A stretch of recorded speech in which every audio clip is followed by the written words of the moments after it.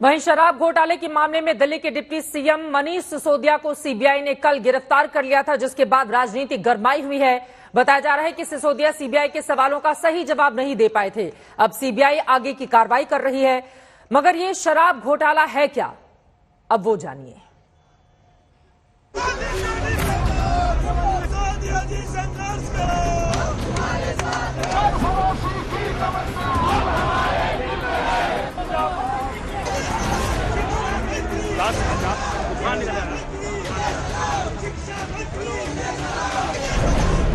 इस हंगामे की पटकथा नवंबर 2021 से ही लिखी जानी शुरू हो गई थी, जब दिल्ली सरकार ने शराब नीति को बदलने और नई शराब नीति लागू करने का बड़ा फैसला लिया।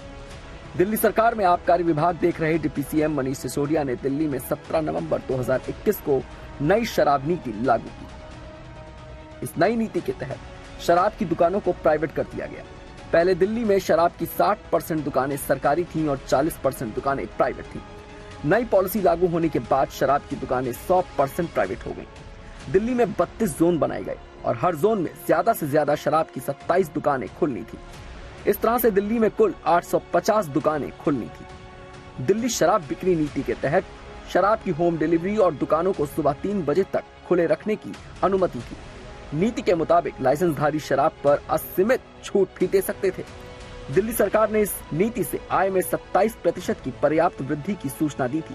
सरकार ने तर्क दिया कि नई शराब नीति से सरकार को 3500 करोड़ रुपए का फायदा होगा, लेकिन आम आदमी पार्टी की सरकार की ये नई शराब नीति सवालों में घिरने लग गई। सरकार ने लाइसेंस की फीस भी कई गुना बढ़ा दी। जिस L1 लाइसेंस के लिए पहले ठेकेदारों को 25 लाख रुपए देने पड़ते थे, नई शराब नीति लागू होने के बाद उसके लिए ठेकेदारों को 5 करोड़ रुपए चुकाने पड़े। इसी तरह अन्य कैटेगरी में भी लाइसेंस की फीस में काफी बढ़ोतरी हुई। नई शराब नीति पर बीजेपी ने यह कहकर सवाल खड़े करने शुरू कर दिए कि दिल्ली सरकार ने जानबूझकर बड़े शराब कारोबारियों को फायदा पहुंचाने के लिए लाइसेंस शुल्क बढ़ाया है। इससे छोटे ठेकेदारों की दुकानें बंद हो गईं और बाजार में केवल बड़े शराब माफियाओं को लाइसेंस मिला। इसके एवज में आपके नेताओं और अफसरों को शराब माफियाओं ने मोटी रकम घूस के तौर पर दी है। होलसेलर्स का कमीशन आपने 2% से बढ़ा करके 12% क्यों किया? क्या ये स्टिंग ऑपरेशन के माध्यम से हमारे सामने नहीं आया कि इसका आधा कमीशन जो है रीरूटिंग होकर आपके ही पास आता था?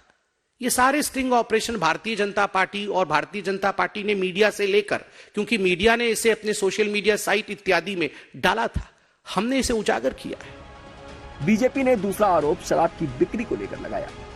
पहले अगर 750 ml की एक शराब की बोतल 530 रुपए में मिलती थी, तो अब इस एक बोतल पर रिटेल कारोबारी को 33.35 रुपए का मुनाफा होता था, जबकि सरकार को 329.89 रुपए का फायदा मिलता था। दावा है कि नई शराब नीति में वही 750 ml वाली शराब की बोतल में रिटेल कारोबारी का मुनाफा 33.35 रुपए पहुँच गया, जबकि सरकार को मिलने वाला 329.89 रुपए का फायदा घटकर 3 रुपए 78 पैसे रह गया। आज तक ब्यूरो।